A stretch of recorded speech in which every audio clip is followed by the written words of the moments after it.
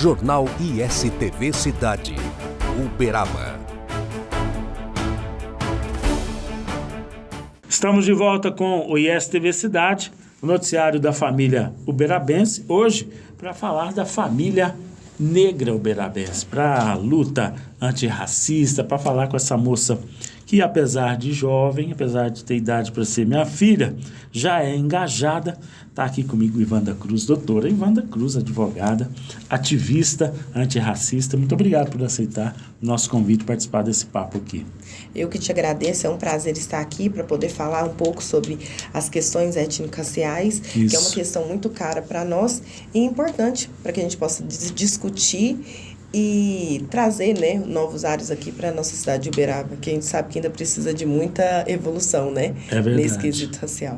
É verdade. Para quem não se lembra, a Ivanda já esteve aqui conosco, né?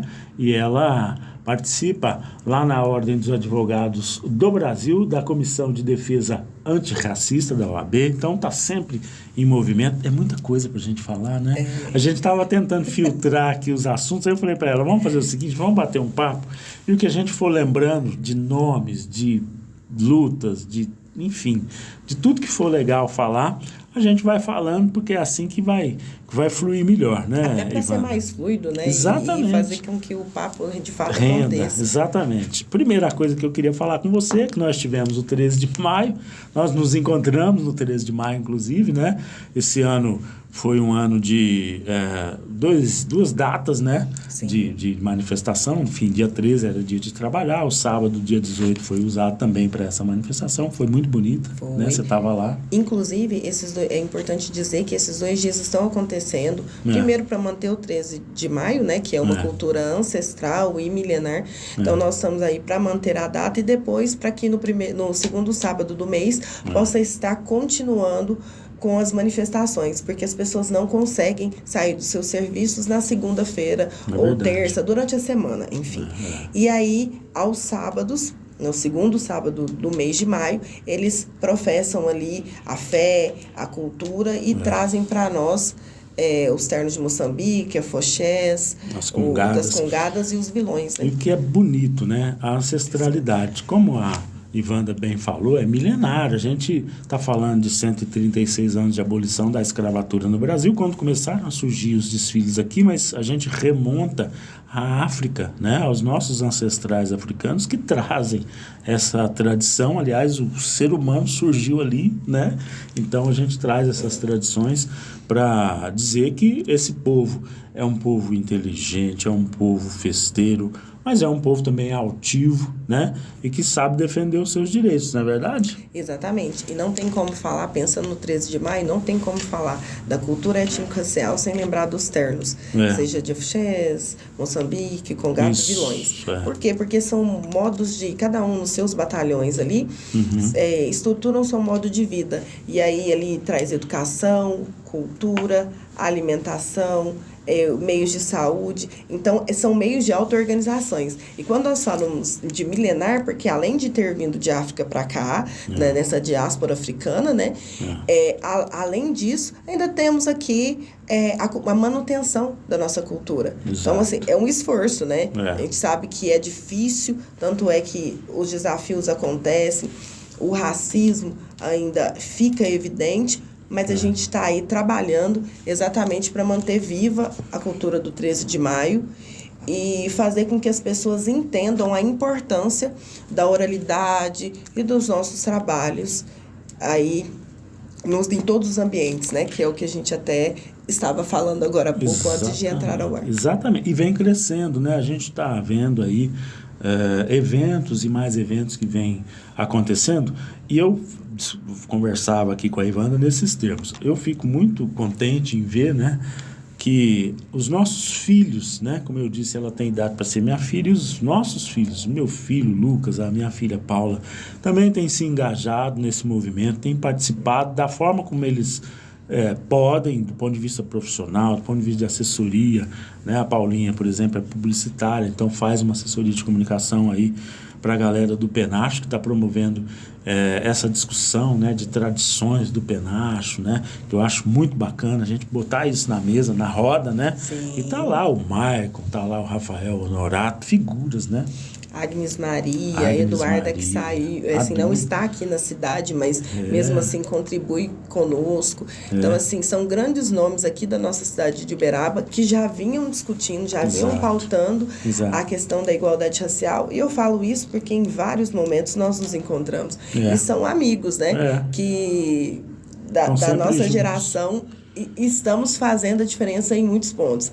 Veja, a Paulinha está fazendo na publicidade, o Lucas está fazendo no espaço dele, eu estou em outro, a Agnes em outro, estou lá na OAB, a Agnes está no agro, e muitas outras pessoas, Rafael Honorato aí, trazendo a educação, pautando a educação, né, no bairro 2000. Então, veja, olha o quanto nós estamos ricos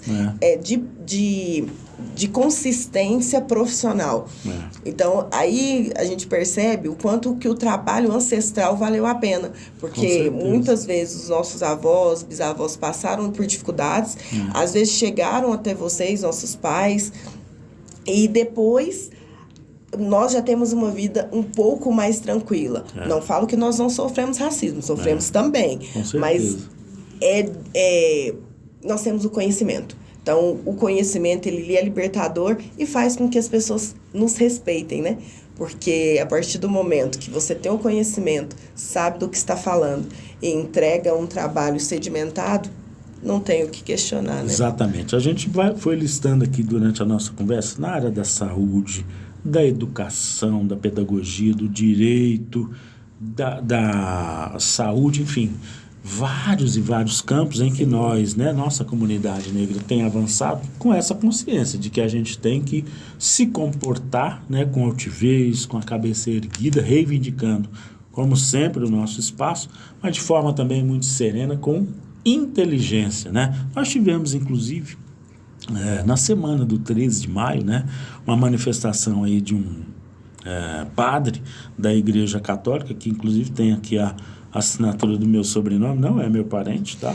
Valdinei Ferreira, que é o pároco lá da Santa Terezinha, você acompanhou. Sim. A ordem também tem uma presença nesse fato? Sim, a primeira nota nós que emitimos juntamente com o COPIR e o CEPIR, COPIR hoje presidido pela professora Maria Badia, que por sinal é minha mãe, é importante trazer essa questão da ancestralidade. Isso. E hoje o CEPIR, Coordenadoria de Políticas Públicas de Igualdade Racial, o Peixinho, nosso amigo aí. Então, nós sentamos, construímos um documento para que a gente pudesse estar falando sobre isso. E convocamos aí, silenciosamente, outras comunidades para poderem se manifestar. Sim. E aconteceu.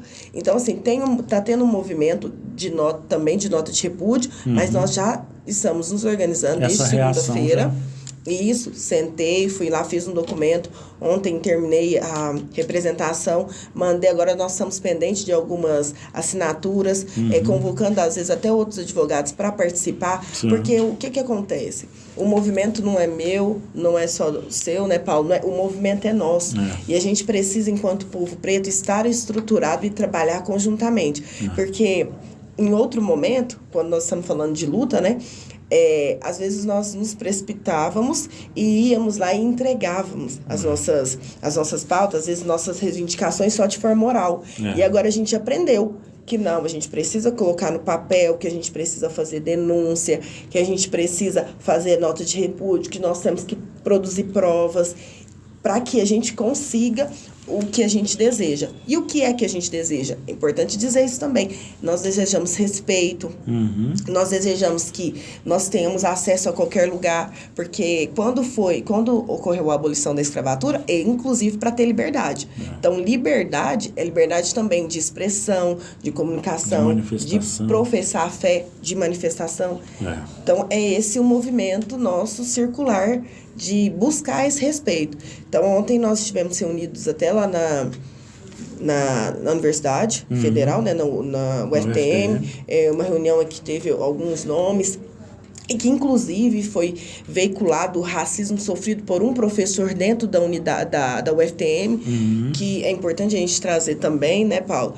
Porque é algo que eu até te surpreendi, porque eu tinha esquecido de te falar sobre isso.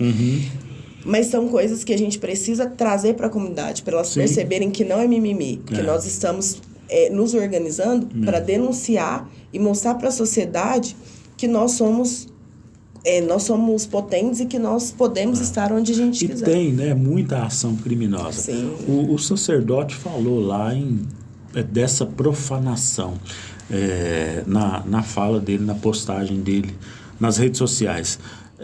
Dá pra gente falar assim na identificação de algum crime, dá para tipificar essa manifestação? Sim, ao meu ver, enquadraria ali tanto no caput da Lei 7.716 de 89, que é a lei do racismo, que fala ali da questão de discriminação de cor, raça, precedência nacional, religião, e para mim também no artigo 20, que fala com relação, também repete mais uma vez. O que acontece? Na minha concepção, eu vejo duas coisas. O racismo efetivo contra a raça e etc. E vejo também intolerância racial. Certo. E a intolerância religiosa. Certo. E por que eu falo intolerância religiosa? Porque a partir do momento que ele não falou só da profanação, ele ainda mencionou que não era missa, e no corpo do texto dele ele ainda disse que, terminando as orações ali, ele fazia uma sessão de desagravo. Ora, pois, se ele faz uma sessão de desagravo, ele entende que é algo não divino. E quando ele fala que não é divino, quando ele faz essa sessão de desagravo, aí ele não ofende só uma pessoa, ele ofende toda uma comunidade. Com certeza. Inclusive, eu lembrei isso na 104.9, no Bom Dia Cultura, né? Eu estava até esperando a manifestação da igreja, da arquidiocese, mas esse é um capítulo à parte, eu quero falar mais desse fato, porque a Igreja Católica também tem a sua responsabilidade no período escravocrata brasileiro, e não só brasileiro, mas mundial. A Igreja, através da arquidiocese, né, fala de tradições vindas da Europa, dos portugueses, né? Pois bem, na Europa também, né, a Igreja tem lá a sua parcela, né, de participação nesse regime. Então é uma discussão, é uma reflexão muito profunda, e é exatamente o que nós estamos fazendo aqui com categoria, com serenidade, mostrando que a nossa sociedade precisa sim amadurecer, né? Exatamente. Ivana? Amadurecer e perceber o quanto que a igreja, como você bem mencionou, a igreja também tem responsabilidade. Porque foram os agentes que muitas das vezes, lá atrás, não deixaram os negros entrarem dentro da igreja. Tanto é que existe um ponto de um dos ternos que canta assim, onde os brancos entravam na igreja e os pretos ficavam de fora. Então, veja, olha a luta para que as pessoas pudessem ter a liberdade de entrar dentro de uma igreja, para que o padre possa dizer isso. E quando ele fala isso, ele não fala só em nome dele enquanto paróquio, ele fala também em nome de uma instituição. E aí há aqueles questionamentos, não, mas a igreja não diz, não, peraí, a igreja é um espaço, mas existem pessoas ali que estão sendo direcionadas espiritualmente por ele. Então, veja, qual será o posicionamento da arquidiocese com relação a ele? Exatamente. Mais ainda, qual será a aplicabilidade de fato, qual vai ser o exercício que eles vão fazer? Vão trazer educação antirracista para dentro da igreja? Vão fazer ações práticas de educar as pessoas? Vão criar uma comissão, um conselho dentro da igreja, como tem a feminina, grupo familiar, vão criar para poder pautar as questões raciais? Porque as questões raciais é um gargalo que a igreja não tem olhado há muitos anos. Exatamente. E isso é importantíssimo ser ventilado. Porque se nós estamos falando de igreja, fé, e, sobretudo, nós estamos falando de fraternidade esse ano, em que a igreja trouxe a questão da diversidade, ela precisa enquadrar aí da diversidade racial, religiosa, de cor, LGBT e entre outras mais. Eu quero fazer só um lembrete aqui. A gente brinca que ele é meu irmão, não é meu irmão, né, assim, de sangue, de pai e mãe, mas é o padre Fabiano Roberto, que é hoje responsável pela pastoral da comunicação, a PASCOM, né, na Igreja Católica. Não tive tempo ainda de conversar com ele sobre esse assunto, vou fazê-lo assim que for possível, mas talvez seja um momento aqui, dar uma dica, né, da Igreja Católica, também pensar no letramento, por que não, né? Os nossos párocos. E tem padres, né, como o Padre Fabiano, que são negros e que têm um vasto conhecimento e que são pessoas que têm a sensatez de respeitar a diversidade. Exato. Então, eu acredito que a própria igreja tem sim que fazer esse movimento também de sancofa, de renovo, de transformação e de olhar para si e pensar o seguinte: o que está faltando? Está faltando letramento racial? Vamos letrar essas pessoas, fazer com que elas entendam que o negro é um igual ou um semelhante, e vamos trazer ele para estar conosco sem qualquer tipo de preconceito, acolhendo a cultura, acolhendo as manifestações. Porque, veja, quando você segrega ou fala mal, seja qualquer pessoa fala mal, você está dizendo que aquele grupo não merece algo ou que ele não pode professar a sua fé. E isso é muito perigoso, sobretudo agora, em pleno século XXI, em que a gente discute muitas questões como essa. Exato, e no ano que a campanha da fraternidade, como você bem lembrou, né, traz o tema da diversidade. Eu quero lembrar que, apesar de discordar, né, do padre Valdinei Ferreira, que tem meu sobrenome, mas não é meu parente, frisar de novo, eu o considero irmão em Cristo. Eu sou ex-seminarista, tenho formação católica, então tenho o máximo respeito por qualquer pessoa, não é porque ele cometeu esse impropério que eu vou condená-lo, não estou aqui para isso, né? A gente não tem essa pretensão, né? Mas vale a reflexão para que ele não caia novamente, né? Nessa tentação, né, de expor uma chaga tão ruim, né, para o clero uberabense. A gente podia estar aqui nesse programa falando de coisas muito mais interessantes. A gente tem aqui os nossos talentos, né, as nossas pessoas, mas temos que dar uma pausa, fazer uma pausa para falar também, inclusive lembrar aqui da nossa intelectual diferentona, né? Se você não teve acesso a ela, procure aí no Instagram, que é uma figura, sensacional. Uma mulher disruptiva que tem trabalhado aí lá na Bahia, né, em Salvador, primeira escola com agenda étnico-racial vasta. Também está levando a escola para o Rio de Janeiro. Isso. Então, é uma pessoa assim, sensacional. Quem não conhece, deveria conhecer. Eu li os 2 livros dela, né? E falo para vocês, leiam também, porque ela é fora da curva. Em que pese ela escreva de forma também técnica, ela conversa com todos os grupos. Isso é verdade. Olha, eu quero agradecer a sua presença mais uma vez, dizer que o nosso tempo se esgotou, mas a gente te convida para participar mais assim que possível, tá bom? Com certeza. Muito obrigada pelo convite. Eu estarei sempre aberta para o diálogo, né? Tá, okay. Porque eu acredito nisso. Nossa construção é coletiva. Muito obrigada, Paulo, mais uma vez. Muito obrigada, emissora. E estamos juntos. Seja sempre bem-vinda. ISTV Cidade, noticiário da família uberabense. Estamos apresentando Jornal ISTV Cidade, Uberaba. Sabe aqueles momentos com a família, sentados à mesa, momentos que nos fazem bem, que nos fazem felizes? Para acompanhar uma prosa boa, tem que ter Café Silva.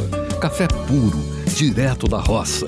Produzido com tecnologia sem contato manual. Para uma qualidade diferenciada, deixa a gente fazer parte desses momentos da sua vida. Telefone 034 991 59 39 39. Atendendo toda a região. Café Silva, cada vez melhor. ISTV Shop, o seu shopping na TV. Moda, saúde, beleza, decoração, promoções com produtos e serviços de qualidade. ISTV Shop, o seu shopping na TV. Voltamos a apresentar Jornal ISTV Cidade, Uberaba. Estamos de volta com o ISTV Cidade, o noticiário da família uberabense, para falar sobre o primeiro Festival de Tradições Congadeiras do Penacho. O terno de Congada Penacho, comandado pelo general Admilson Honorato, realiza o primeiro Festival de Tradições na cidade, Tradições Congadeiras, e quem fala sobre o tema é Michael Júnior Gonçalves, um dos idealizadores do projeto. Confira.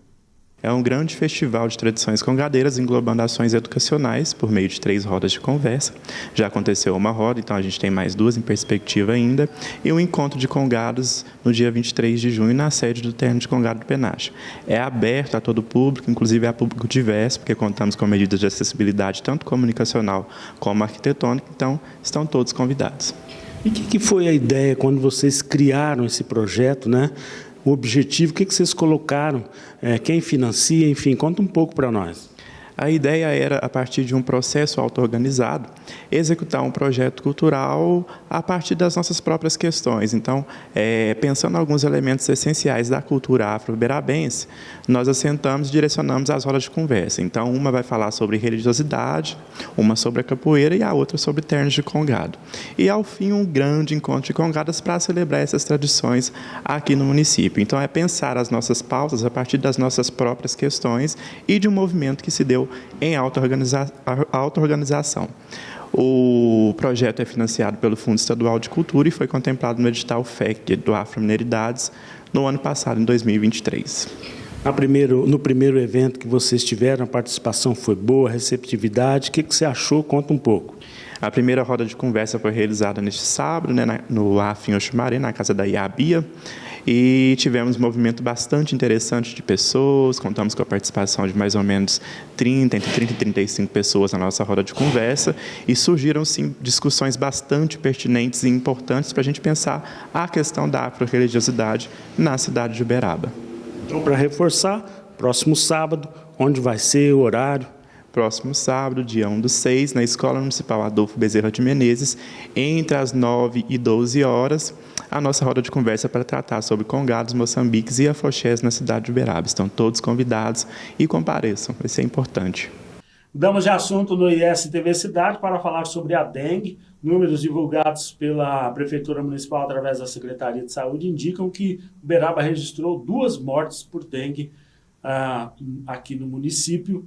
E a Secretaria de Saúde, por meio do Departamento de Vigilância Epidemiológica, informou que esses 2 óbitos são de um homem de 93 anos de idade, que aconteceu no dia 29 de março, e de uma mulher de 44 anos de idade, mulher mais nova, no dia 15 de abril.